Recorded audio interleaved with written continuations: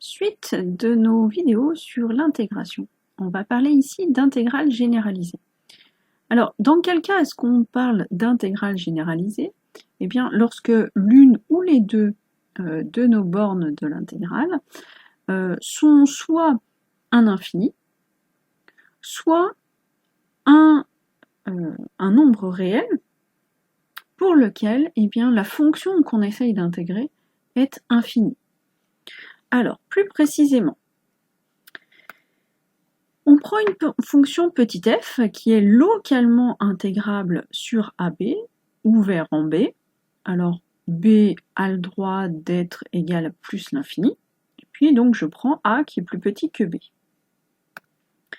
Alors, pour un x appartenant à l'intervalle AB, on va poser grand F de x, qui est l'intégrale de A à x de f de t dt.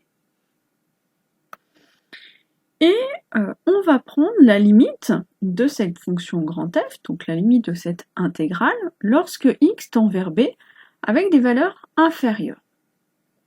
Et donc, j'ai deux cas de figure. Soit cette limite existe et est égale à un nombre. Donc, j'ai une limite finie.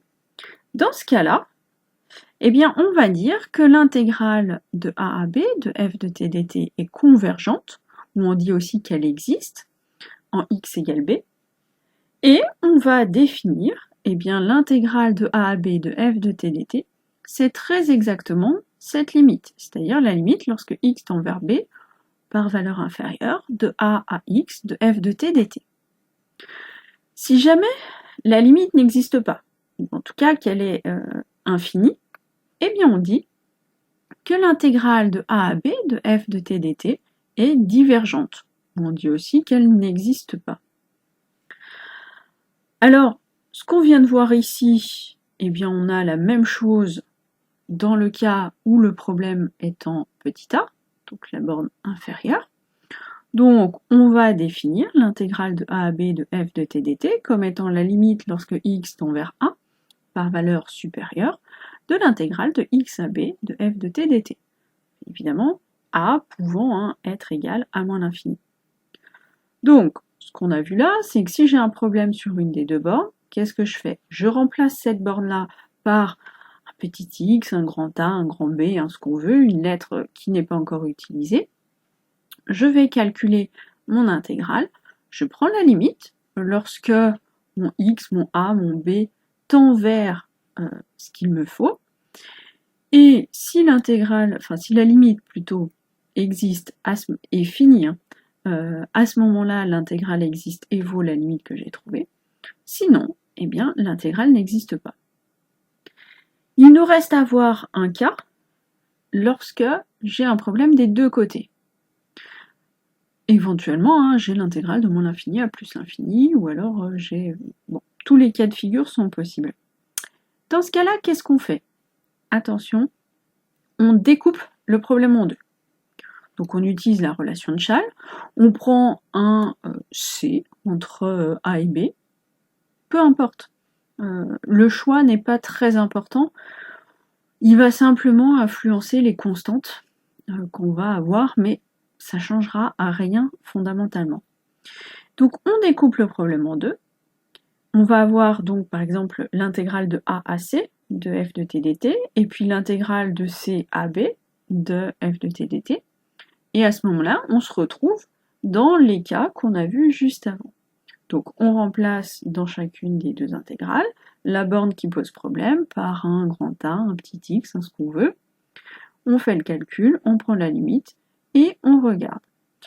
Et si jamais les deux intégrales convergent, existent, à ce moment-là, l'intégrale de a à b de f de t dt existe et vaut du coup la somme des deux.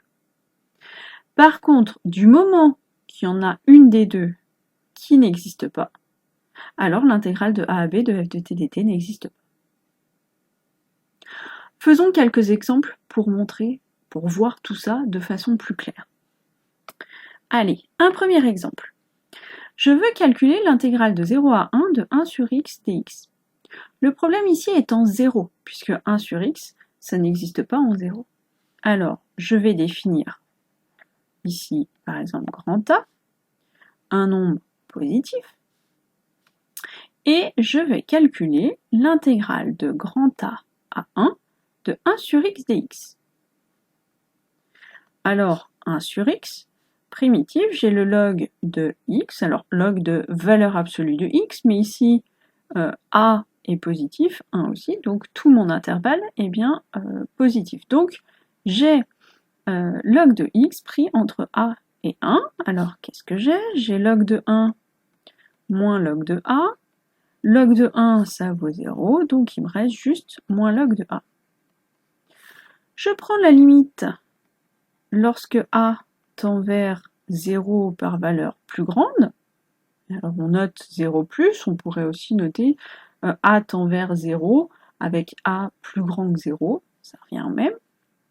De donc moins log de 1. Alors limite, lorsque A tend vers 0 plus de log de A, ça fait moins l'infini. Donc moins l'infini, ça me fait plus l'infini. Donc ça veut dire que l'intégrale de 0 à 1 de 1 sur x dx, ça n'existe pas. Ou qu'elle est divergente. Bien. On prend la même fonction, mais on va regarder de 1 à plus l'infini. Alors à nouveau, je vais prendre grand A, un nombre positif, et je vais calculer cette fois l'intégrale de 1 à grand A de 1 sur x dx. À nouveau, primitif, log de x, entre 1 et grand A, je vais donc avoir log de A moins log de 1, c'est-à-dire log de A, puisque log de 1 fait toujours 0. Je prends la limite, cette fois lorsque A tend vers plus l'infini, de du coup log de A, et ça je sais que c'est plus l'infini. Donc ça veut dire que l'intégrale de 1 à plus l'infini de 1 sur x dx, eh bien c'est divergent, ça n'existe pas. Bon, essayons la même chose, mais cette fois avec 1 sur x carré, et non 1 sur x. Alors, l'intégrale de 0 à 1, toujours pareil, j'ai un problème en 0, puisque 1 sur x carré n'est pas défini non plus. Donc je prends grand A, un nombre positif, je vais calculer l'intégrale de grand A à 1 de 1 sur x carré dx. Alors, il se trouve que x carré, c'est du x puissance moins 2. Quand je vais prendre une primitive, je vais x puissance moins 2 plus 1, donc x puissance moins 1, c'est-à-dire du 1 sur x. Bon, par contre, 1 sur x, quand je le dérive, j'ai moins 1 sur x carré, donc il me faut un moins. Donc je prends ça de a à 1. J'obtiens donc moins 1 sur 1, moins qui fait plus 1 sur a. J'ai donc 1 sur a moins 1. Je regarde la limite lorsque a tend vers 0 par valeur plus grande de 1 sur a moins 1.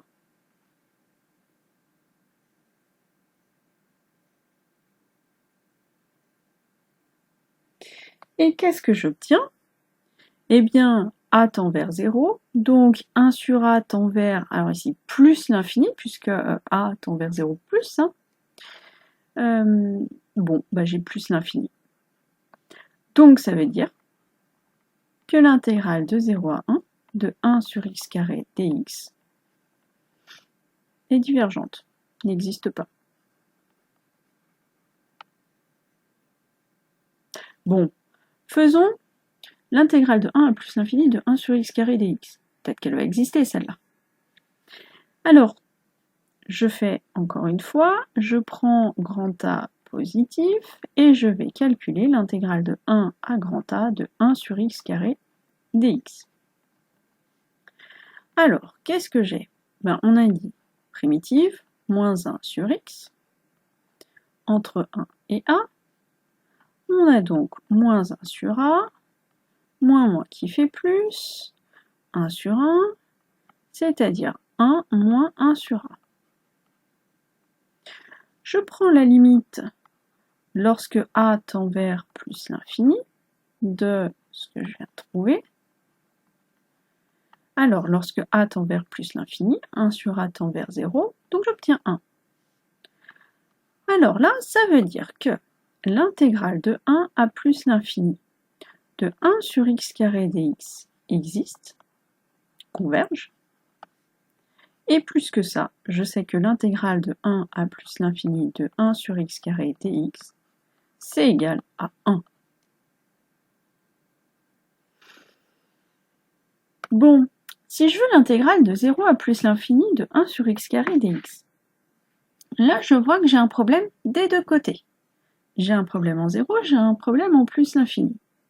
Donc je découpe mon problème en deux problèmes. Ce que je vais faire, c'est que je vais découper en 1. J'ai donc l'intégrale de 0 à 1 de 1 sur x carré dx, et j'ai l'intégrale de 1 à plus l'infini de 1 sur x carré dx. L'intégrale de 1 à plus l'infini, on vient de démontrer que c'est égal à 1. Par contre, l'intégrale de 0 à 1, on a montré juste avant qu'elle n'existe pas. Donc ça veut dire que notre intégrale ici de 0 à plus l'infini de 1 sur x carré dx n'existe pas, puisque j'ai l'une des deux intégrales qui n'existe pas. Allez, faisons encore un exemple. Je veux calculer, si ça existe, l'intégrale de moins l'infini à plus l'infini d'exponentielle de moins la valeur absolue de x dx. J'ai une intégrale généralisée avec un problème des deux côtés, donc il faut que je divise mon problème en deux, que je découpe mon problème en deux. Ce que je vais faire ici, parce que ça va simplifier les choses, je vais découper en 0. Mais si j'ai envie de découper en 1, c'est pas grave, c'est faisable. Alors, on va commencer par plus l'infini, donc je prends a positif et je vais calculer l'intégrale de 0 à grand A d'exponentielle de moins valeur absolue de x dx. Alors, l'avantage d'avoir découpé en 0, c'est que sur l'intervalle 0a, x est positif, donc valeur absolue de x est égale à x. Donc en fait, j'ai l'intégrale de 0 à grand A d'exponentielle de moins x dx. Ça, je sais tout à fait calculer une primitive. J'ai exponentielle de moins x, sauf que quand je dérive ça, j'ai un moins, donc il en faut 1. De 0 à a. J'ai donc, alors, moins exponentielle de moins a, moins qui fait plus, exponentielle de 0, c'est-à-dire 1 moins exponentielle de moins a. La limite, lorsque a tend vers plus l'infini, de eh bien 1 moins exponentielle de moins a, qu'est-ce que ça donne? Quand a tend vers plus l'infini, moins a tend vers moins l'infini, l'exponentielle en moins l'infini, ça tend vers 0, donc j'ai 1. Donc ça veut dire que l'intégrale de 0 à plus l'infini d'exponentielle de moins valeur absolue de x dx existe, et on a l'intégrale de 0 à plus l'infini d'exponentielle de moins valeur absolue de x dx qui est égale à 1. Maintenant, allez, je vais changer de couleur, tiens. On va prendre, je pourrais reprendre grand A, je vais prendre grand B. Un nombre cette fois négatif. Et je vais calculer l'intégrale de B à 0 d'exponentielle de moins valeur absolue de x dx. Comme j'ai découpé en 0, sur cet intervalle, je n'ai que des nombres négatifs. Du coup, valeur absolue de x, c'est quoi? C'est moins x. Donc, je vais avoir l'intégrale de b à 0 d'exponentielle de moins x, donc d'exponentielle x dx. Très bien. Alors, primitive, bien exponentielle x, entre b et 0, ça me donne exponentielle de 0 moins exponentielle de b, c'est-à-dire 1 moins exponentielle de b. Je prends la limite lorsque b tend vers moins l'infini de ce que je viens de calculer, donc 1 moins exponentielle de b. Lorsque b tend vers moins l'infini, l'exponentielle tend vers 0, j'ai donc 1. Donc, ça veut dire que l'intégrale de moins l'infini à 0 d'exponentielle de moins valeur absolue de x dx existe,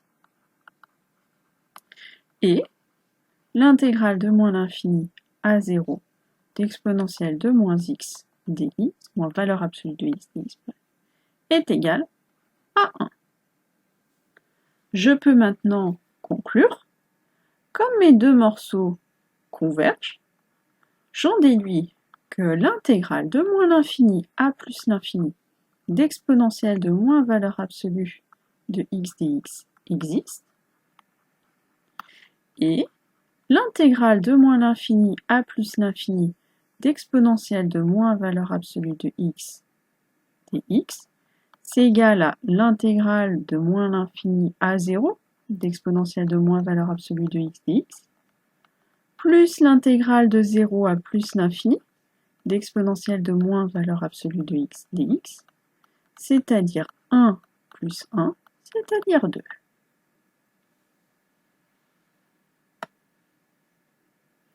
Allez, faisons un dernier exemple. Je prends l'intégrale de moins l'infini à plus l'infini de x dx. Pourquoi est-ce que je fais cet exemple? Parce que là, on a une erreur classique qu'il ne faut pas faire. Qu'est-ce qu'on a envie de faire? On a envie de dire, je vais regarder l'intégrale de moins a à a de x dx. Et puis, je vais avoir donc x carré sur 2 entre moins a et a, ce qui me donne a carré sur 2 moins a au carré sur 2, c'est-à-dire a carré sur 2, moins a carré sur 2, c'est-à-dire 0. Et donc, j'ai envie de conclure en disant que du coup, mon intégrale, elle fait toujours 0. Attention, ça c'est faux. Alors, pourquoi est-ce que c'est faux? Bien, finalement, on ne sait pas trop si plus l'infini, c'est vraiment symétrique par rapport à moins l'infini.